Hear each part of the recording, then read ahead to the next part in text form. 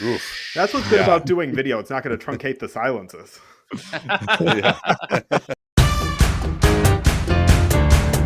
We must start with one Jimmy, not James Butler in Miami. Still a really good player. We've seen that the few times that he has tried this year. He's actually still helped us. He gives a team that is really out of options, some outs to maybe be really good in the playoffs. Who would like to make an offer for Jimmy Butler? As mentioned, we would like to get some pretty good stuff back, hopefully to even help us at least make the playoffs this year and avoid our picks going unprotected in the future in 26 and 28. And we would also not like to take anything back money-wise that goes beyond 2026. That means you, Bradley Beal. Speaking of Bradley Beal, Phoenix Suns here, and we are interested in Jimmy Butler. We will note to Jimmy Butler that based on reporting, we're the only team that is willing right now to offer you an extension to commit the money that you want long-term, which we know is very valuable to you. However, our pathway to acquiring you involves Bradley Beal. We already know that the Miami Heat do not want him. So in many ways, our first question is actually to Bradley Beal. What teams, you have a no trade, are you willing to waive that no trade clause to go to? Yeah, Mark Bartelstein here. Essentially any winner. So, you can get a pretty rough sense. If you have any questions about a specific team around the margins, I can answer that. For example, the Bulls, it would depend on the situation, the plan there. But in general, a winning team will approve. A losing team, we will not. And that's not just based on whether they're over 500 at this moment, but what, I guess we don't see the Pistons as a winning team, for example, even though, they've been playing better. We just don't view them on that level. So a team that you view as a winning team, a win now winning team. Okay, Suns here. Let's talk with Miami. We just did this trade with the Utah Jazz where we got back three pretty heavily protected picks. We also can move some of our own. I know it will depend on what you get back, but as a rough approximate, we need to use those 3 firsts, basically, roughly 3 firsts of value, to both trade Bradley Beal and get to you. But what we want as a backstop from you is, generally speaking, how many of those firsts do you think you require? Is it 1? Is it 2? Well, I think we'd be looking for the latter 2, because even if there is a third team involved, we will almost certainly be taking on unwanted money that's probably not going to help us very much. Like if it was Milwaukee, we'd be taking Chris Middleton back. We'd probably opt into that player option and, a Bobby Portis or Pat Connaughton. And so that really, to be compensated for that, I think it would take those later 2 of those firsts you have. And just to enumerate what those are, of course, 2025, the worst of Utah,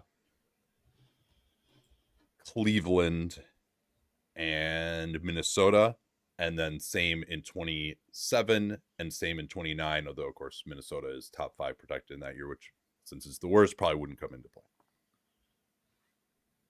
So we'd want the 27 and 29 because 25 is Cleveland. That's probably going to be number 29 or 30. Got it. Okay. So our goal then will be, can we get off of Bradley Beal? Can we trade him for a single first? If it takes a second, then we'll try to finagle this. So for other teams, he said it's a winner. Are there any teams, if let's say if the goal here is trying to move Bradley Beal, you ideally aren't sending out salary beyond this year and next, and you get at first in return, maybe we can add another young player as a sweetener. Are there any teams that are interested in Bradley Beal if that's what the framework is? Bulls here. I don't know how competitive we can claim to be, especially because we'd probably have to move Zach LaVine in this deal. I don't know if Milwaukee would be interested in Zach LaVine, but we could maybe be a 4th team that would take Beal. We would, of course, need to pay handsomely for the downgrade from LaVine to Beal, or be paid handsomely, probably in the form of a 2031 Bucks unprotected pick and maybe a little bit more. But we would be willing to consider that.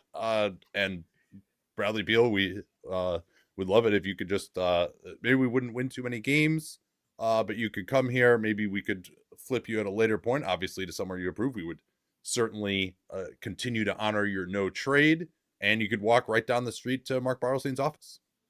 If only there were a team involved that had an unprotected 2031 pick from an older team going downhill. So Bradley Beal, would you be interested in coming to Chicago under those circumstances? And we could at least promise to preserve your body until things change a little bit, and it would be much easier for us to move you to somewhere you wanted to go at a later point if that's what you wanted than the Suns, because they're just so taxed out that they're limited in what they can do with you. When I was in Washington, I really liked how everything was catered to me. I was the franchise player. Everything was around me. We'll cater. We'll give you some hot dogs, combos, Portillo's every day, public and meats. It was right down the street for the United Star. Whatever you need, we are going to cater. So that might be my answer. What, are you going to make me the franchise centerpiece? And then what is your plan to build back up a winner around me? That we're going to get a high draft pick this year. We're going to keep our pick this year. And, if we move some other pieces like Nikola Vucevic, we might have some cap room to play with this summer, and maybe we'll see who we get in the draft. We could have Cooper Flagg. He'd be a great person to be around you as the centerpiece. But I guess we've laid that out. Is there anyone else who is remotely interested in taking Bradley Beal that would be willing to? Can I ask a question? I can answer as Bill right now. It does not. I don't think I'm going to approve of Chicago. I think if you're trading for me, it sounds like your plan is too long term. That's not what I want to be a part of. Well, so my question to you, Bradley, is: so you would rather be on the Suns? You'd rather be on the Suns and coming off the bench than be on the Bulls? Yep, that's your. Yep, and okay. We could revisit this in the off season. I just don't want to move my family during the season to Chicago. So are any other teams, do they have some stuff that they would like to move where they feel Bradley Beal would be an upgrade for them and that they would be willing to? Bucks, would you be willing to take him? Bucks here, we would take him for 2 first rounders and a young player. And then assuming our package is the Chris Middleton, Bobby Portis, Pat Connaughton, Marjon Beauchamp. And to be compensated, 2 of those first round picks. One of them could be the 2025. That's okay. One of the other ones, and then one of your good young players, or somebody's good young player. Here, if we're sort of the pass through, we're giving up Butler. We think Beal is actually an upgrade on the floor for what you're just talking about right there. So I don't know why it is, and also keep in mind that you would have to get off of a bunch of salary as well to make that happen, so you can aggregate. So you got to give, and that's Pat Connaughton. That's bad salary. I think you should be talking about giving up something to get Bradley Beal in that circumstance. Well, then I think we're on very, very different pages there. I think Bobby Portis has positive trade value. I think Chris Middleton, we'll see. He doesn't, when his health isn't good, it doesn't look good. But we trade for Bradley Beal, when his health isn't good, it doesn't look good either. And so, it's kind of a coin flip of who's going to be the bigger contributor when it matters most, of who's going to be healthy. And so, no, and plus the additional year of salary is also the giant problem. Okay, so are there any other teams, let's say Lakers or Clippers or anyone else who's willing to play ball in this conversation?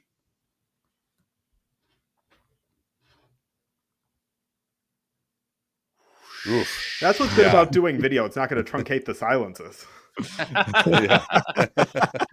Well, it will on the podcast, but I'm making the tumbleweed motion. If you're listening to the podcast, go check out the YouTube for some blank faces.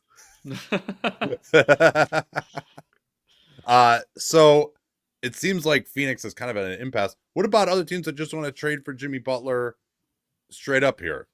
Bucks, should we talk about that? I guess Bernie Lee, Yeah. always a. Do you have any a measured, sane take on whether Jimmy would like to go to Milwaukee? KP, do you want to be Bernie Lee? Are any of your teams trying to trade for Butler? They are, although to varying levels of seriousness.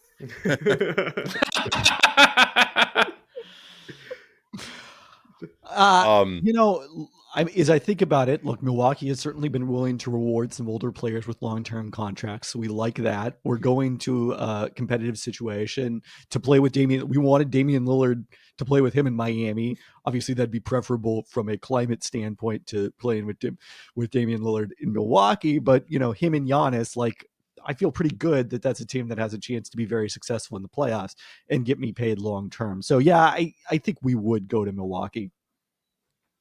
Well, obviously Milwaukee would have to work something out with Jimmy Butler. Are you willing to pay Jimmy Butler, Milwaukee? We are. We would. As Miami, I just want you to be happy with Jimmy, right? We've got a little experience here that he kind of you want to work out the contract ahead of time with him. I'll just say that. Yeah, I mean, we're definitely willing to pay him. I'm not sure it's going to necessarily be the full max. We'll play out this season. We'll see how the fit is. We'll see how happy he is. What we can tell you with certainty, you come here, you play hard, you're committed. If everything goes well, our plan is to re-sign you. We know what you're worth. We value you. And if it doesn't work out, we pledge to you that we will work together on a sign and trade. We know the cap space is limited this summer, but you're not going to be left high and dry. No, Pat Riley's not going to be able to punish you from if you're in Milwaukee. We're going to do right by you to work with you to find a sign and trade. We'll make that work. What's your offer, Milwaukee, for me as the Miami Heat? Yeah, so that's where it gets a little trickier. The outgoing salary we need to have is Chris Middleton, Bobby Portis, Pat Connaughton, and Marjon Beauchamp. I believe that is too much for you to take in. So we're going to need a third team. We'd have to find a third for Pat Connaughton, which I think we probably could. Well, I do know the Lakers are interested in Bobby Portis. All right, well, let's see if we can figure out just the compensation here, Yeah. and obviously if there are other teams interested in Jimmy as well, you're gonna have to beat that offer. But I mean, I think it obviously, as I noted, what you're sending back is pretty much useless to us. Mhm. Like Chris Middleton has been so bad this year, he can't stay on the court. He's going to opt into that $31 million player option for next year. $34 million player option for next year. And Connaughton is totally dead salary as well, making $9 million. Portis, I think, is a little overpaid. He can at least maybe be part of a rotation. But so I mean, I think we start with that unprotected 2031 pick if you want to get this done. Yeah, that's a little rich for us. We were looking at the 2026 and 2028, 2030. We have 3 swaps, so we could give, they're negative swaps for us. So we're going to have the lower of New Orleans and the lower of ours in Portland, and we would essentially be willing to swap that pick with yours. So I think you have you're outgoing because I don't think you could do 2026. Is that right? So it'd be 28 and 30. Even 28 we might not be able to do, because that depending, if we don't make the playoffs this year, then our 26 and 28 are both unprotected, so it doesn't do us a ton of good there. And then obviously if it ends up being 27, then you don't have that. That already goes straight out to New Orleans and also a swap this year. So that's and that's not going to help us because you're going to be anyway. Yeah, that's not what we're talking about. So yeah, that's not going to be enough. I think if that's the deal, we would rather just hold on to Jimmy and see what comes in the summer. We would rather just hope that he's going to opt out this summer and we'll just get the cap space and the salary relief if that's how bad the offer is. Anybody else for Jimmy? Memphis here. So yeah. we have an extraordinarily deep Bernie team. Lee here. Whoa now. we have an extraordinarily deep team, so we don't want to like overextend ourselves in an offer here, but we think that we can send you back a number of compelling players where, look, we're not willing to include a draft pick in this deal, but we think we're getting you, generally very solid value contracts, especially because we think Marcus Smart is the kind of player who would excel in the Miami Heat culture. Well, so is Jimmy willing to go to Memphis? Have we worked that part of it out? Or are you just Memphis? You're just willing to take on the risk, basically, of just that he's going to play ball. I think what we should do for this is we should pretend that Jimmy Butler will, that he won't make a commitment and he'll do whatever's best for him with the player option. If he was going to do what was best for him, he would have actually been like playing well this year. So I think it seems like Jimmy's going to need to actually like say that he's going to be in. There hasn't been much indication of that yet. Much as we would love to move him for some actual contributing players. We don't have money past 2026. We certainly need a commitment that Jimmy is going to rediscover his joy of basketball in Memphis. Dan, what do you think is the adjudication there? Yeah, I think at this point, with his options dwindling, I think Butler would be fine going to Memphis for the rest of the year. I think Butler could tell Memphis that, yeah, he's going to play hard the rest of the year and be part of that. I would think. I'm breaking the fourth wall here. I disagree with that. Memphis just doesn't have any way to pay him in terms of a long-term salary structure. Like he would just be going there as a complete rental, and that's just like he's never been okay with like having to prove himself and then as a way to get paid. I disagree with that. I think he's always been okay with that. You turned down that extension with the Bulls to prove himself. I think there have been multiple times where he's been okay proving himself, and I think his back's against the wall like it hasn't been. Like if he sulks through the rest of the year, and to your point, if he sulks through the rest of the year in Miami, what's his value going to be as a free agent? If he goes to Memphis, a winning team, and gets associated back with winning, I think he'll have more options. But Nate, are you excited about this deal? We're offering you Clark, Kennard, Conchar, and Marcus Smart, no draft picks. No, we're not willing to take Clark because his money goes into 26, 27. Okay, Kings here. Oh, so hello. We have the best contract you're going to potentially get back in any of these offers in DeMar DeRozan. So it'd have to be DeRozan, Herter, and Lyles. Yes. From us. Is that a construction you're willing to talk about? So let's see here. DeRozan only has $10 million guaranteed for 26. Herter expires. So does Lyles. You're going to want to keep DeRozan at that $24 million number. Forget these cap space aspirations. No one hits free agency anyway. DeRozan's going to be a better value than that. Well, at age 37, maybe not, but we can deal with that $10 million potentially. So, and that's just your straight up offer. You're not throwing in anything else. I think we'd be willing to do a swap in this. Okay. We've shown a willingness to do that in the past. Yeah, so we would have our 29 pick. So I think we that's really the first thing we could be guaranteed of being able to swap.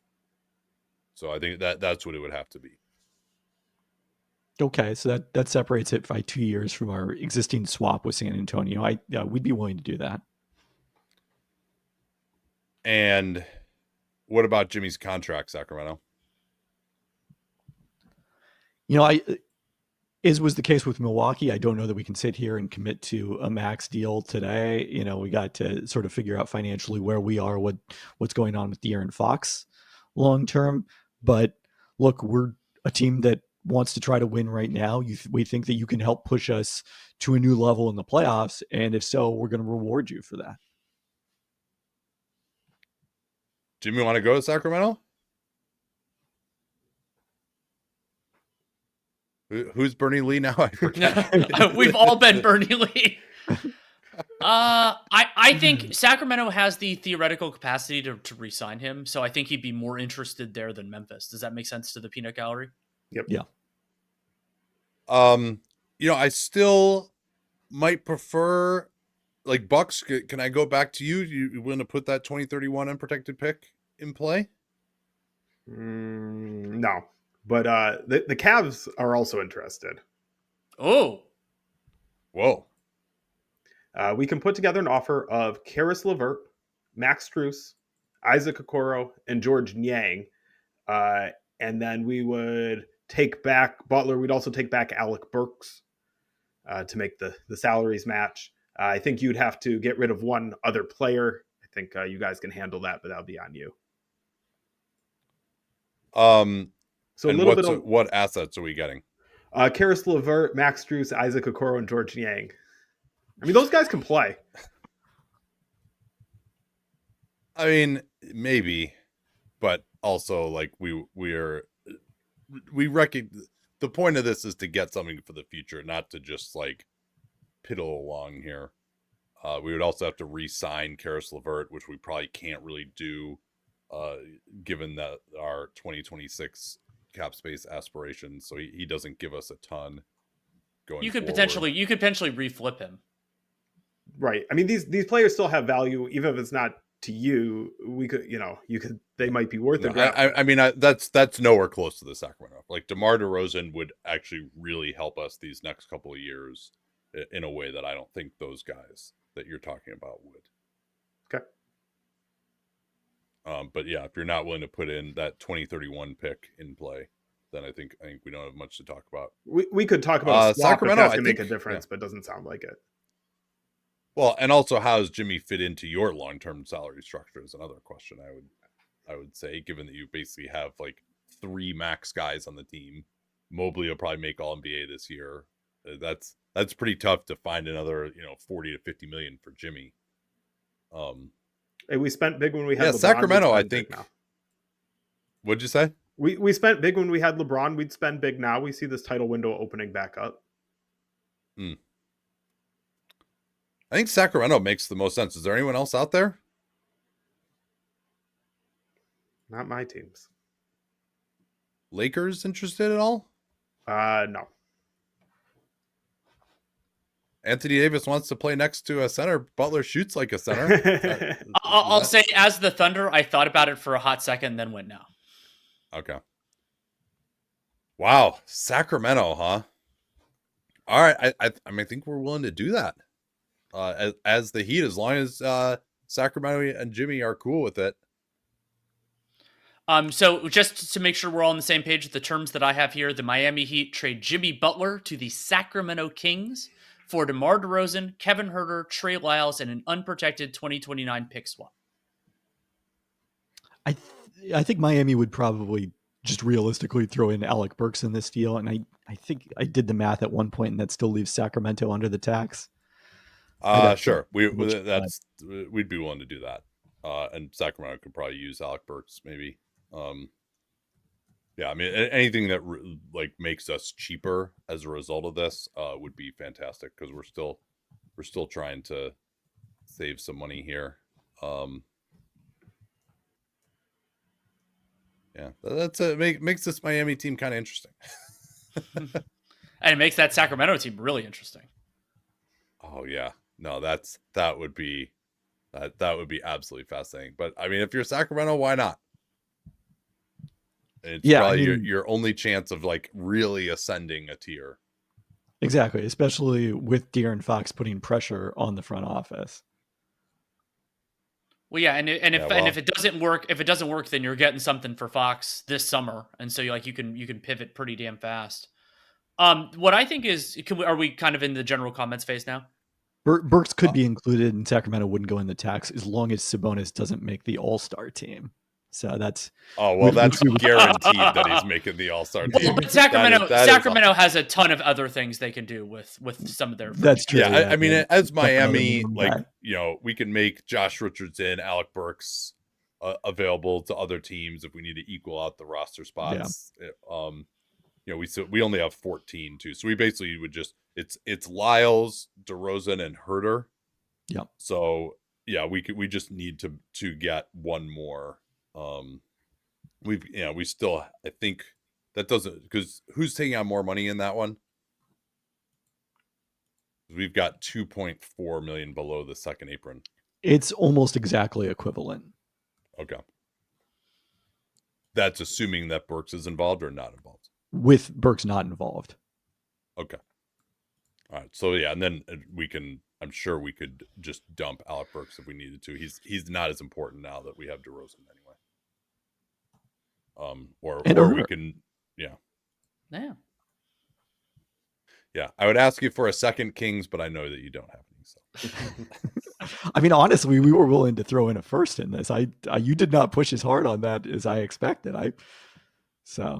Yeah, well, I think it's just getting DeRozan is actually, and I kind of actually maybe like because the pick swap a little bit better in 29. I think this whole situation is going to implode pretty hard in Sacramento. So, but thanks for it. Just you still had the best offer without the first, so I kind of had to take it.